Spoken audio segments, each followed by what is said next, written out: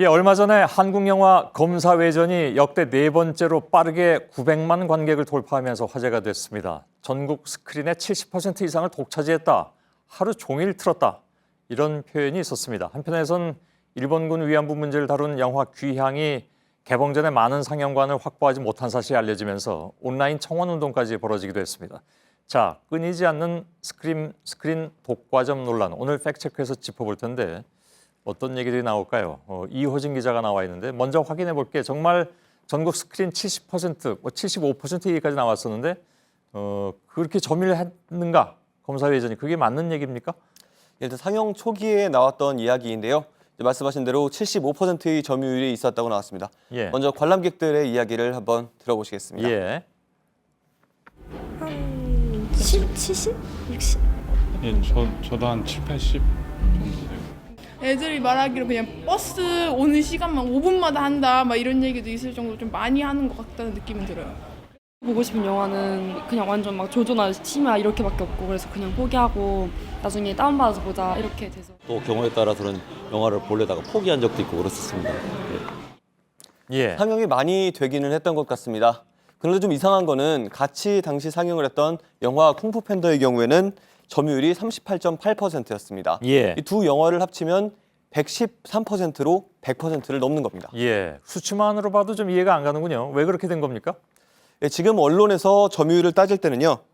교차 상영을 포함시킨 스크린 수를 교차 상영을 제외한 전체 스크린 수로 나누고 있는 겁니다. 예. 한마디로 분자는 키우고 분모는 줄여놓은 겁니다. 예. 얼핏 듣기에는 조금 어려워 보이기도 하는데 아무튼 교차 상영이라는 게 이제 한 개 스크린에서 두 개 이상의 영화, 두 편 이상의 영화를 번갈아 가면서 상영하는 거 이걸 말하는 거죠? 예, 맞습니다. 예. 그 퐁당 상영이라고도 하는데요. 그 영화진흥 퐁당이요? 네, 맞습니다. 예, 예. 예. 띄엄띄엄 이렇게 상영을 하기 그렇군요. 때문에 예. 퐁당 상영이라고 말을 하고 있습니다. 예. 예, 영화진흥위원회에서는요. 이 전체 스크린 수에다가 교차 상영까지 반영을 해서 스크린 점유율이라고 집계를 하고 있습니다. 예. 그런데 이것도 현실을 제대로는 반영하지 못한다는 지적이 있습니다.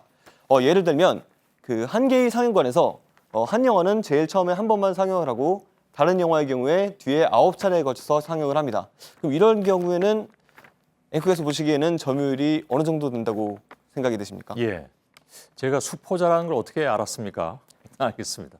근데 한 영화가 9번, 다른 영화는 한 번 이렇게 상영하니까 90%와 10%의 점유율 이렇게 생각하기는 쉽잖아요. 근데 그렇지 않으니까 저한테 질문을 하는 거겠죠.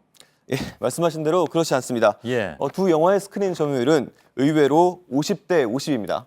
네, 스크린 점유율이라는 것이 상영 횟수와는 상관없이 예. 한 영화가 한 번이라도 상영된 스크린 수를 기준으로 계산을 하기 때문입니다. 예. 각각의 영화가 한 번씩 스크린을 점유하게 되는 겁니다. 그래서 상대적으로 규모가 작은 다양성 영화를 제작하는 몇몇 감독들은 지금 영진이의 스크린 점유율 집계 방식에 문제가 있다고 지적을 하고 있습니다. 예, 예. 그러니까 실제 상황과 달라질 수밖에 없다 이런 얘기가 되는데 이게 어떤 왜곡으로 이어진다는 얘기입니까? 예, 대형 영화의 점유율은 실제보다 좀 낮게, 그리고 다양성 영화의 점유율은 실제보다 좀 높게 표현을 한다는 겁니다. 예.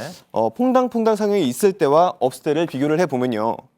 퐁당 없이 그 한 스크린에서 한 영화만 틀었을 때는 보시는 것처럼 대형 영화의 점유율은 90%, 그리고 다양성 영화의 점유율은 10%로 나옵니다. 예. 그런데 퐁당 상영이 이루어지면 다양성 영화는 점유율이 올라갑니다. 그러겠죠. 네, 상영 횟수 자체는 그대로지만 영화가 걸린 스크린 수가 늘어나기 때문입니다. 예. 반대로 대형 영화의 스크린 점유율은 떨어지는데요. 다양성 영화가 여러 스크린에서 걸리면서 분모가 되는 전체 스크린의 수가 늘어나기 때문입니다. 예. 그러니까 교차 상영은 다양한 영화를 관객에게 선보일 수 있다는 그런 장점이 있긴 있지만, 그러니까 시간대 문제도 있는 거 아니겠습니까? 그러니까 보고 싶은 영화를 너무 늦어서 못 본다든가 아니면 아침에 정말 이해할 수 없는 아침 시간에 한다라든가 그런 경우도 있잖아요. 예, 맞습니다. 예. 그 보통 버스를 기다리는 것에 비유를 많이 하시는데요. 예. 이 대형 영화 같은 경우에는 특별히 기다리지를 않더라도 계속해서 차례가 돌아오지만 다양성 영화는 한참 기다리거나 아예 일찍 나와서 기다려야 하는 일도 있는 거죠. 예. 이 때문에 일부에서는 생색만 낼 거면 차라리 스크린에서 내려라 라는 비판이 나오기도 하는 겁니다. 예. 전문가의 이야기를 한번 들어보시겠습니다. 볼 수 있는 시간대에 틀질 않으니까 뭐 마음 먹고 뭐 새벽에 가든가 조조로 가든가 이러지 않으면 볼 수가 없었거든요. 그러니까 똑같은 선상에서 선택할 수 있는 영화가 되어야만 하는데 이 거대 체인들이 뭐 이게 무비콜라주가 됐든 뭐가 됐든 그런 식으로 하나의 상영관을 이렇게 깍두기로 내줘가지고 거기서 이제 작은 영화들을 틀어주는데 그거는 사실상 대토하거든요. 예, 잘 들었는데 그럼 대안이란 게 있습니까? 먼저 이제 집계 방식부터 바꿔야 한다는 지적이 있습니다. 예. 다음으로 전문가 이야기 또 들어보시겠습니다. 스크린 점유율 이율이 현실적인 통계 수치를 제대로 반영하고 있지 않습니다. 스크린 점유율만 보면은 무난하지 않나라는 어떤 생각을 갖게 하는데 스크린 독과점 현상을 왜곡시키고 있는 거죠. 스크린 점유율을 자꾸 예로 들면 안 됩니다. 상영 점유율을 예로 들어야 됩니다. 예, 예, 지금 좀 이야기가 나왔는데요.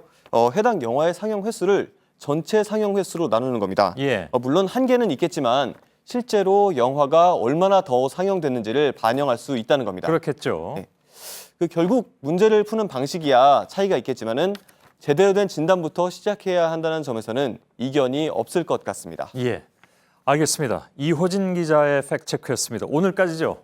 예, 맞습니다. 예, 김필기 기자의 휴가로 이호진 기자가 금주에 대신해줬습니다. 고생 많았습니다. 다음 주부터는 탐사 보도에서 또 만나도록 하겠습니다. 수고했습니다. 예.